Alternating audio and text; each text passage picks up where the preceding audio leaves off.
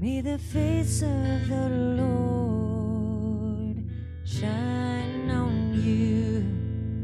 May He shower His blessing on all that you do.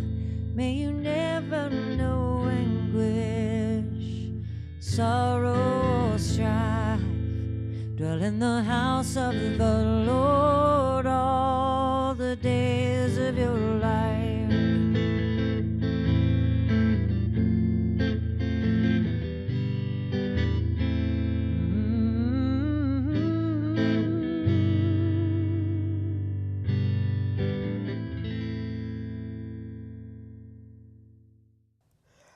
Hello, my name is Carol Neese, and at the age of 10, I was molested. But the good thing is that there is hope. The number one thing to remember is that it wasn't your fault, and it happened. But just know that at the end of the tunnel, there's a light. You know, God can forgive the person, but you also have to forgive them to free yourself and to make your life a better place to be.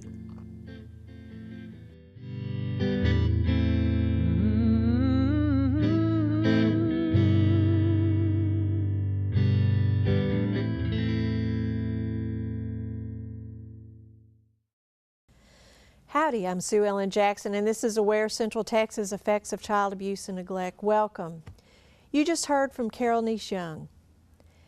And Carol Neese, like a lot of other people that you're going to be hearing from today, want to let you know that you can move away from your legacy of abuse.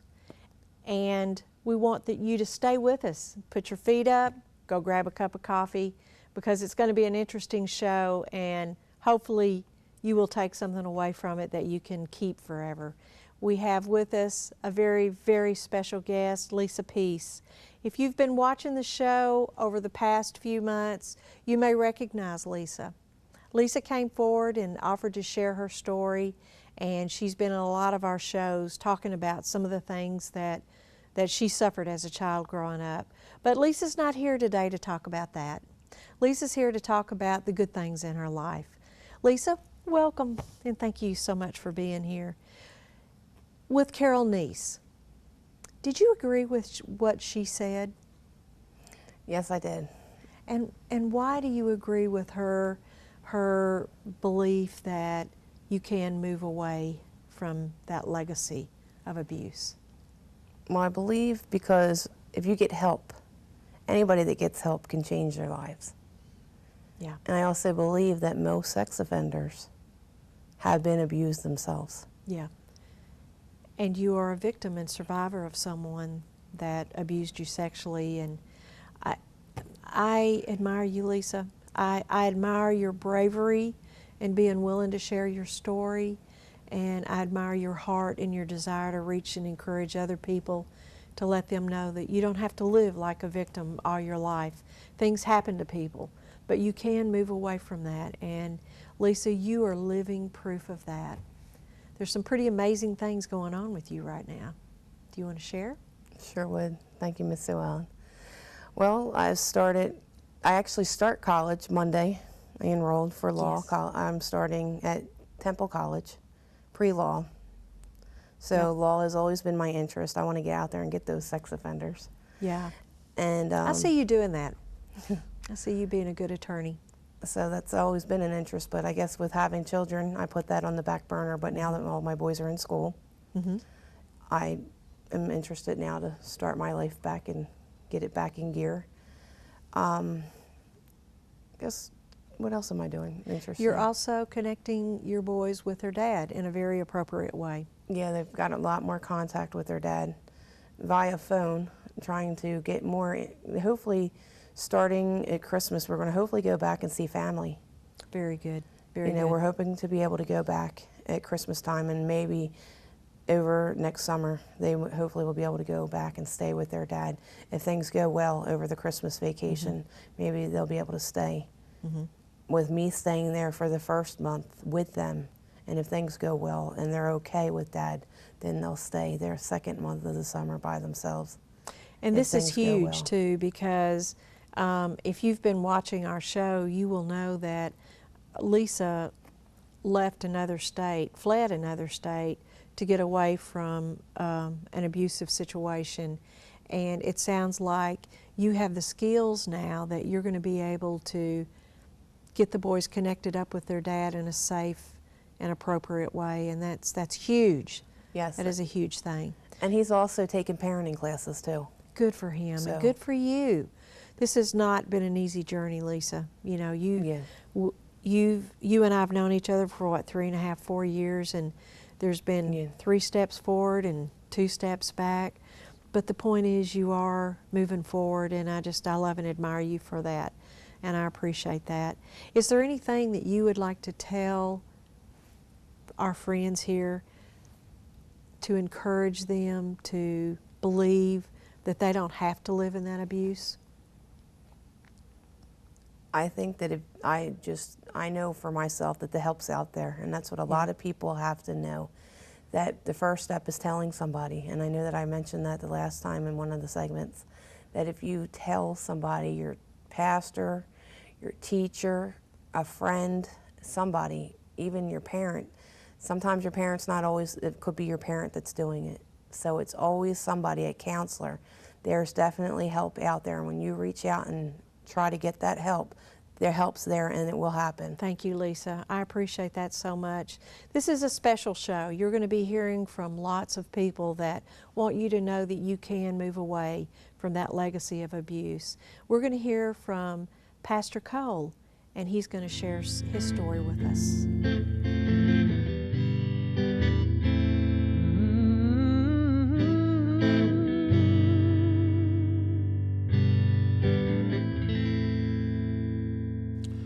My name is Apostle Sedelia I. Cole from True Deliverance Ministry. I'm the pastor and founder, and I'm honored to be in your presence on this evening to just tell you a little bit of my testimony. I'm from a family in Galveston, Texas, a family of 15. I'm number 14 of the 15.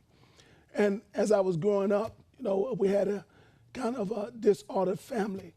At the age of 9 or 10 in that area, I was being molested by one of my brothers.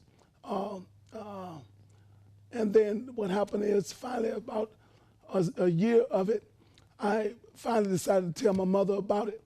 But and she moved me from one bed to another bed. Then that brother began to molest me, but he did a different thing. One was orally and one was anally. And I hope that's not too harsh a description to you. But that's the way it was. And it brought a fear in me, and did not know who I really was. And so what I did when I graduated from high school, I came into the military to try to find what manhood was about. My father had already been deceased. He was deceased when I was 13 years old. But all I knew is that I had a desire to find out, who am I? I had the desire and thought that, hey, I was homosexual, that I needed a man instead of a female. So I came into the military looking for what is a man. No matter what I did, I could not find that. Then finally I said, well, I heard about this thing about Masonics, and they say this is what a man would do, be a Mason. So what I did, I joined the Masons. Why? To try to find out what manhood was all about. And in the Masonry, I went through every house that Mason could offer. I did everything that I could possibly do, because at that time I was married, my first marriage. And I was married, but still did not have peace, did not have wholeness, did not even know whether I was homosexual, did not know whether I was heterosexual, didn't know. And I tried to find out. I was with my wife, sleeping with all type of women, because no matter how many women I slept with, I had the thoughts of, no, this is not who you are, you're homosexual. This scar stayed with me over and over again, haunted me. I would laugh with my friends. You know, and when I first came in the military, we had the open showers. And it was just a shame for me to walk in the open shower. You understand? Because, you know, you go in the open shower for the first time, people begin to talk to you. And you know, you're looking at a person and your eyes begin to move, and you're saying, what is wrong with me? Not knowing that this is a normal behavior. You understand? But it put a scar in me. But so I divorced that wife and said, well, maybe I need to find me someone else that's more compatible. Married again, thinking that I was going to find that peace. So then what happened is I married, started running more women, started doing other things that I wasn't supposed to do, just trying to find out whether I was a man or whether I was homosexual, what was wrong with me.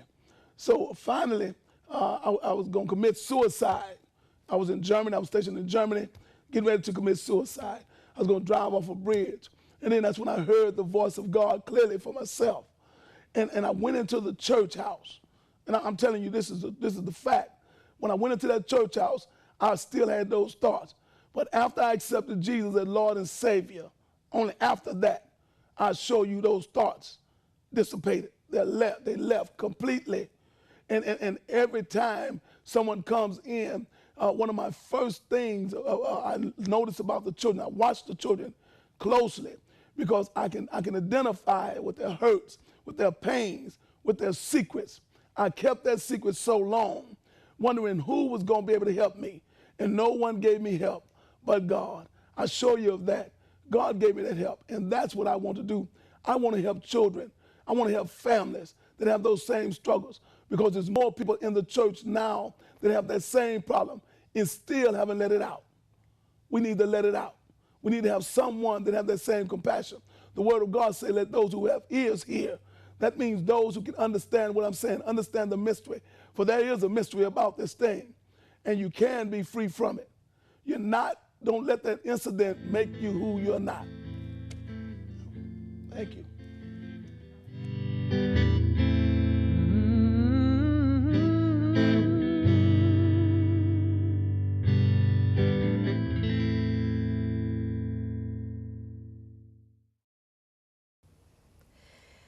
You just heard a very powerful testimony from Pastor Cole.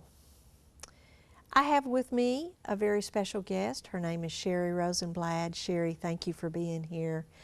Thank you. Sherry, you are a therapist with Lyles Counseling, and you are here to sort of, from a therapeutic standpoint, talk to us about your thoughts about how people can move away from that legacy of abuse and neglect. Well, as you saw with Pastor Cole, you know, he spent his life kind of searching for answers, for meaning, how to become a man in the face of abuse that he suffered. And he chose to move away from that. And he was helped along that journey by finding Jesus, becoming a Christian. And in my experience, choice is a big deal. Christ asked a paralytic, do you want to be healed? And for sufferers from sexual abuse or any kind of abuse, there has to be that desire, that choice to heal. Do you think it's even permission? Do you think people? Yes, okay, definitely. Recognizing that they don't have to stay in that depression, in that oppression, definitely. You know, I think that we see that in our walk with our agency at Aware, that a lot of times people don't realize that it is okay. You don't have to cling to this and harbor this. This is not who you are. It's just something that happened to you. Is that correct from a therapist point of view? Is that? Definitely. And many times I see in my office that people have taken that as their identity, but it's really not. Right. In Deuteronomy it says that the sins of the fathers are revisited to the third and fourth generation. And we've seen that today, you know, with different people saying that abusers have been abused themselves. Right. And that is typically the case. But that verse also goes on to say, but God blesses to the 1,000th generation those that choose to love Him and follow His commands. And that just speaks to our choice. We have the decision to either continue that cycle of abuse or choose to move away from it. I love that. I think that is probably very profound. I hope you heard that. If you are someone that suffered abuse, you have permission to move away from that. That is not who you are. That's just something that happened to you. In terms of the process that we've seen today with several people, is that a normal process in terms of healing and how people, once they make that decision to move away from that, what is that journey? Is there a typical journey? What does that look like?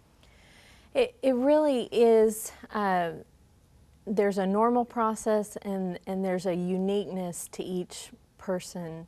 But it really is looking at what happened to them and really fully experiencing that.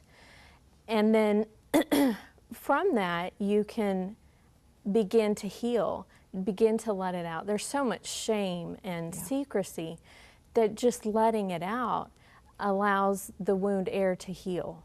And that can be a long process in itself. Right. But then moving towards forgiveness. That can't be rushed. You know, once you've worked through all the pain from the abuse, then you can start to move towards forgiveness. And that's where the real healing and new life begins, Right. is forgiving and then being able to put it behind you. And like Lisa said, tell somebody, and I'm guessing that that's a huge obstacle a lot of times. We've heard from a lot of people today, and we're going to hear from one more lady who wants to share something with us, Anita.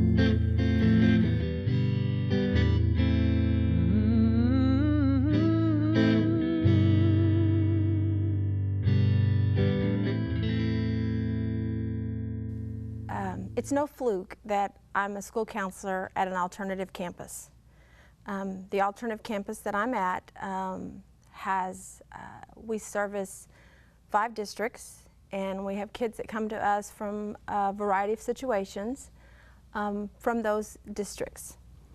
I think my life has been a journey that has taken me from point A to point B, and actually it's come all the way around. I think one of the very first memories that I have is when I was probably about 7. I was fondled by a family member, and probably from 7 to about 13, I sought male attention all the time. It was at that point where I felt like I needed to have that. I needed that.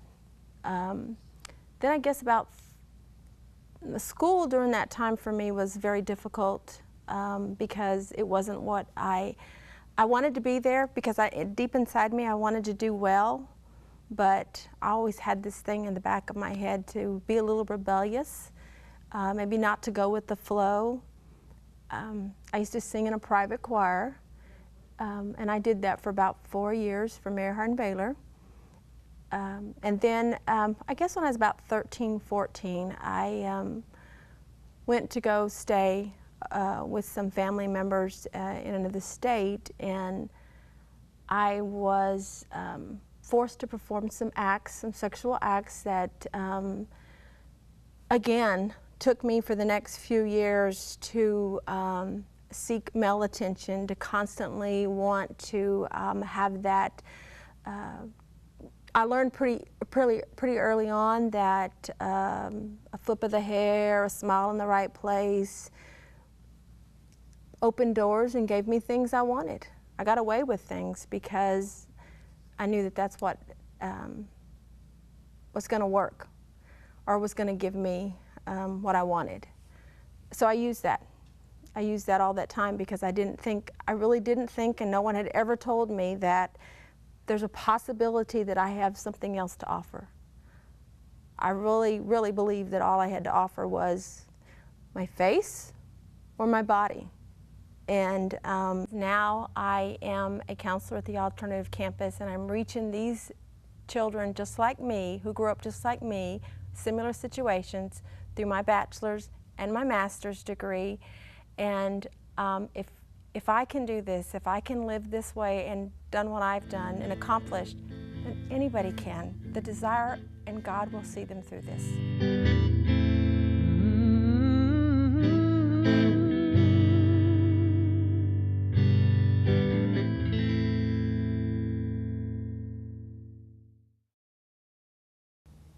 You just heard from Anita Morales. Isn't she lovely? Anita is someone, Sherry, that was a delinquent child, and now she's working as a professional helping other delinquent children. Proof positive that no matter what you have experienced as a child or as a young person, whatever that abuse may have been, you don't have to be that abuse. You don't have to be that person. Sherry, what would you say to people to encourage them to begin that process? If you're out there watching us, what would you like to hear from Sherry about how you can take that next step to begin the process of moving away from your abuse? Well, it takes a great deal of courage to take that first step, to ask for help. Why is that? What is the barrier? Why do we tend to just want it to go away? Well, it is so shame-producing. Yeah. And the abuse victims tend to take the blame on themselves. They don't see the abuse as being from the perpetrator, but as their own fault. You know, you heard from Carol Niece Young at the beginning of this show, and she said just that. Mm-hmm. If you are somebody that has been abused, Carol Niece said that you were not abused because of something that you did, but we tend to believe that, don't we? We do. And maybe that's just the nature of our culture, or the nature of abuse itself. It's kind of a mystery, isn't it? Mm-hmm. We just naturally think that we caused that somehow. Mm-hmm. Well, and as children, it's so hard developmentally to not go there. Yeah. Because even we see with a divorce, kids just think it's my fault, or they think I can fix this. So if that abuse happened as a child and they didn't tell anybody, then it must have been their fault. Do you see that a lot as a therapist? Definitely. And in terms of how you help people through that, what do you do when somebody comes into your office and you recognize that? Is that one of the first things you have to help them work through? Or it can be. And typically I like to kind of turn it around. And if they have a child, you know, to ask them, if this happened to your child, would you feel like it was the child's fault? Sure. And it's so much easier to see with other people that, of course not, it wasn't their fault. Right. And once they are able to see that, then they can begin to see, okay, it really wasn't my fault, and begin to change that perspective. You know, I've heard people say that, even Pastor Cole mentioned this, I mentioned this to an adult, and in his case, he just got shifted over to another abuser, and sometimes the parent or the adult will say, be quiet, it happens to everybody, don't say anything. How do you hear a lot of that, and how do people work through that? Definitely, and I think that's why typically people don't seek help until they're adults. Sure. And they start to realize, you know, I am safe, I can talk about this now. And with children, you just have to provide them a safe place as much as possible. You know, and the reality is sometimes they're not safe. Right. And that's so hard to deal with. If you have a story of abuse, please tell somebody. You've heard from a lot of people today, and the prevailing message is please, please tell somebody. Sherry, thank you so much for being here. We're about to run out of time, but is there any parting word of encouragement you'd like to give folks? I just would like to reiterate that if you've been abused, you can tell somebody.